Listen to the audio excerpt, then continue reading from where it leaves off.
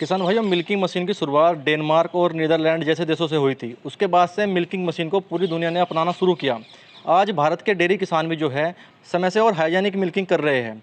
आज हम पहुंचे हैं खोसला टेक के पास, जो पिछले काफ़ी समय से डेयरी फार्मर को मिल्किंग मशीन उपलब्ध करवा रहे हैं और काफ़ी मशीनें उनकी किसान इस्तेमाल कर रहे हैं। सर, एक बार सबसे पहले अपना और अपनी कंपनी का परिचय कराइएगा। नमस्कार सर। हमारी कंपनी का नाम है खोसला टेक मिल्किंग मशीन्स। हम हर तरह की गाय भैंस की मिल्किंग करने के लिए मशीनें बनाते हैं। हमारी जो स्टार्टिंग रेंज है वो 20,000 से है। वो फार्मर के हिसाब से हम आगे हमारे कई सारे मॉडल हैं जिसके हम आपको जानकारी देते हैं। सर, मिल्किंग मशीन तो जैसे बाज़ार में भारत में बहुत सी कंपनियां बना रही हैं, आपकी मिल्किंग मशीन कैसे उनसे अलग है और कैसे बेहतर है? हमारी मिल्किंग मशीन का ये फ़ायदा है, हमारे ये नहीं है कि कोई कंपनी पहले जब हम बनाना शुरू किया था तो वहाँ पे सिर्फ एक 50-55 हज़ार से मशीन छोटी को आती ही नहीं थी। जब हमने ये बनानी शुरू की तो हमने रेंज 20,000 कर दी, क्योंकि हर किसान अफोर्ड नहीं कर सकता 50,000। किसी के पास कम पशु हैं तो उसके लिए हमने छोटी मशीन बना दी, किसी के पास ज़्यादा पशु हैं उसके लिए बड़ी बना दी। तो किसान को ख़रीदना ये आसान रहता है और मशीन के साथ वो ज़्यादा मुनाफा कमा सकता है। सर, जैसे कि हम देख पा रहे हैं कि आपने कई प्रकार के मॉडल रखे हुए हैं जी, तो इन सभी के बारे में एक एक करके बताएं किसानों को, जो समझ में आ पाए कि भाई किस किस प्रकार की मशीन है आपके पास। ये हमारी स्टार्टिंग रेंज है। ये हम देते हैं जिस किसान के पास 2-3 गाय हैं और इसकी कीमत है 20,000। इसका जो पंप है ये 0.25 HP का है और इसके साथ हम बकेट देते हैं 20 लीटर की। जो हमारी 20 लीटर वाली बकेट है, किसान उसमें ज़्यादा से ज़्यादा 14-15 लीटर दूध डाल सकता है। इसके बाद हमारा मॉडल आता है ये जो हमारी मशीन है ये इन्वर्टर पे भी चलती है, आसानी से इन्वर्टर पे भी चलती है। और इसके बाद हमारा मॉडल है, यही चीज़ ट्रॉली में हमने डाल दी है जी। इसकी कीमत है 22,500। ये भी इन्वर्टर पे चलती है। इसको कौन सा किसान खरीदे? इसको जिसके पास 2-3 एनिमल हैं जी, चलाने को तो 5-5 गाय वाला भी यूज़ कर रहा है इसको, पर हम इसको 2-3 गाय के लिए फार्मर को रिकमेंड करते हैं कि वो परचेज़ करे। इनका जो पंप है वो 0.25 HP का है और ये आम जो घर वाले इन्वर्टर है उस पर भी चल पड़ता है ये। ठीक है सर। इसके बाद हमारी रेंज आती है, इसकी कीमत है 27,000 जी। इसमें ये खूबी है कि इसमें जो पंप है आधे HP का है।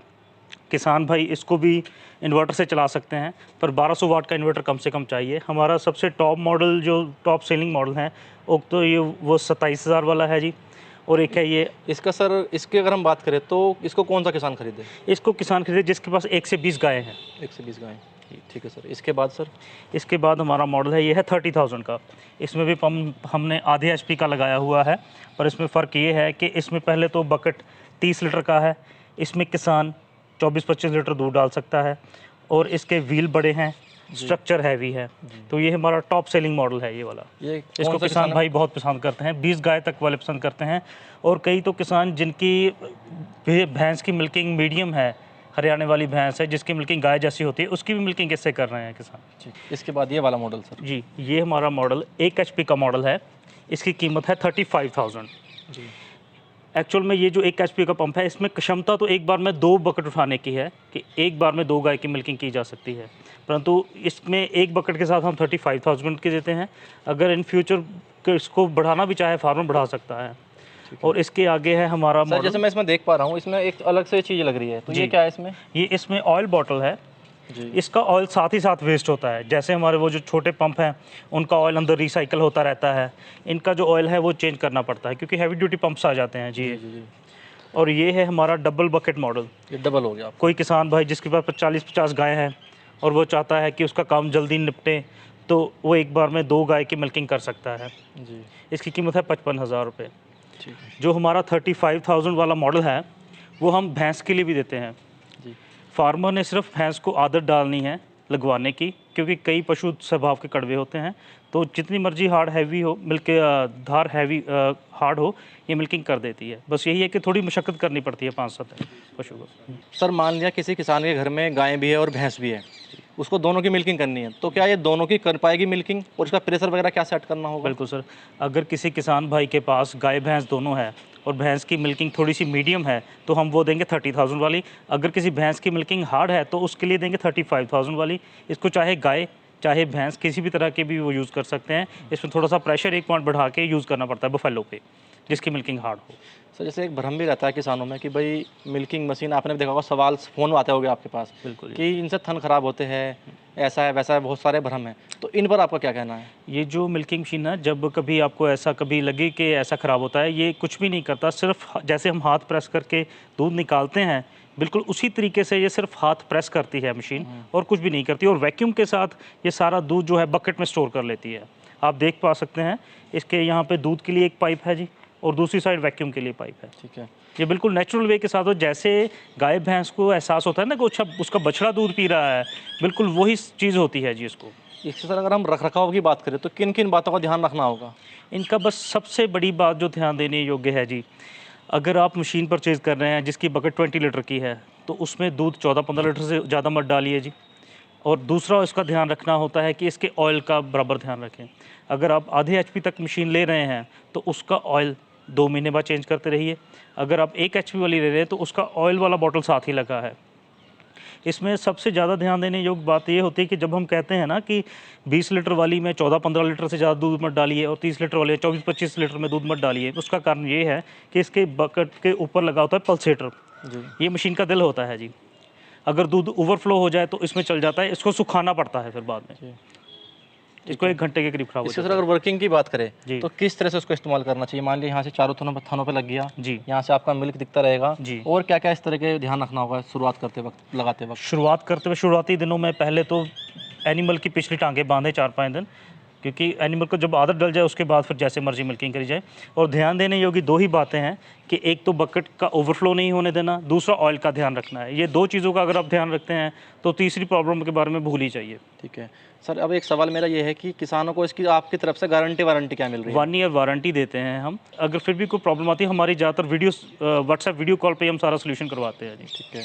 अब हम सर मंगाने की बात करें तो किसान इसको आपसे कैसे मंगा सकता है? किसान अगर हमारे पास खुद आना चाहता है तो खुद आ सकता है जी। हमारा माछीवाड़ा ज़िला लुधियाना पंजाब में है।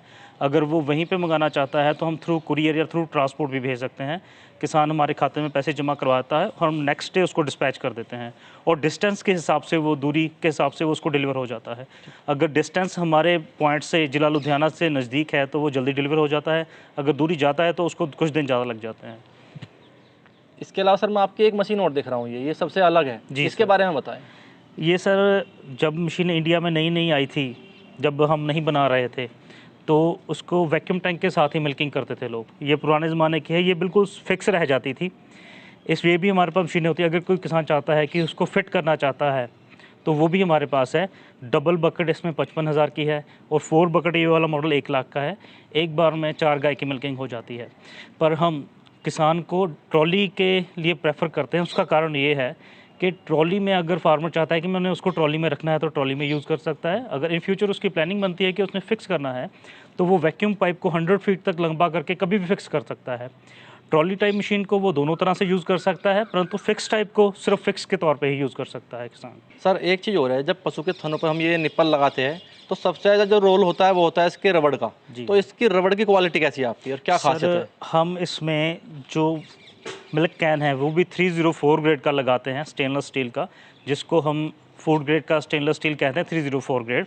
और इसकी जो ट्यूबिंग है वो भी सारी फूड ग्रेड है जी। हमारी जो रबड़ है ये भी बहुत सॉफ्ट होती है, ये भी फूड ग्रेड की होती है जी हमारी। इसके ऊपर बाकायदा कांटा छुरी का मेंशन होता है, उसका मतलब ये है कि ये फूड ग्रेड आइटम है जी। कांटा छुरी है यहाँ पे आपका जो है, ये इस तरह का लोगो आपको जी मिलेगा। जी सर। तो इसका मतलब ये आपके खोसला टैग कंपनी से है? जी सर, हम ये इंटरपल्स का, मिल्करेड इंटरपल्स का रबड़ यूज़ करते हैं जी। ये वर्ल्ड में सबसे टॉप पे है सर। सर एक किसानों को और समस्या है, मान लिया किसी ने मिल्किंग मशीन खरीदी और उसकी मशीन में कोई समस्या आ गई तो उसमें फिर जरूरत पड़ती है उसके पार्ट्स की, क्योंकि पूरी मशीन तो बदली नहीं जाती, फिर पार्ट्स बदला जाता है। तो क्या उसके पार्ट्स आपके पास मिल जाएंगे? जी सर, पहली बात तो अगर कोई किसान हमसे नई मशीन खरीदता है तो 4-5 साल तो उसको किसी चीज़ की ज़रूरत पड़ती नहीं है। अगर किसान भाई के पास हमारी मशीन है या किसी और कंपनी की भी मशीन है, तो जैसे कि ये हमारा पल्सेटर है, हमारा बना हुआ है जी। ये कई कंपनियाँ 8-8 हज़ार का बेचती हैं। ये हमारा खुद का बना हुआ है, हमारा लोगो है इस पे जी। ये हम मात्र 1500 रुपये का देते हैं जी, इंक्लूडिंग GST। कोई 8000 नहीं, 7000 नहीं, क्योंकि हम खुद मैन्युफैक्चर करते हैं अपनी मशीनरी सारी जी। और ये होता है क्लॉक, ये भी किसान भाइयों को 8-8 हज़ार में बेच के लूटा जा रहा है। ये भी हमारा खुद का बना हुआ है, हमारा लोगो मेंशन है। ये भी मात्र 1500 रुपये का होता है सर। और जो ये उच्च क्वालिटी की रबड़ है जी, ये हम 1300 रुपये के 4 पीस देते हैं जी। ये निप्पल है उसके? ये निप्पल होते हैं जी। सर जैसे आपने सभी मशीनों का अलग अलग रेट बताया जी सर। तो मेरा सवाल ये है कि क्या आपने रेट जो कम ज़्यादा है उसके हिसाब से क्वालिटी में कॉम्प्रोमाइज़ करा या नहीं है? हमने चाहे रेट कम है किसी मशीन का, पर हमने क्वालिटी में कोई कंप्रोमाइज़ नहीं किया है।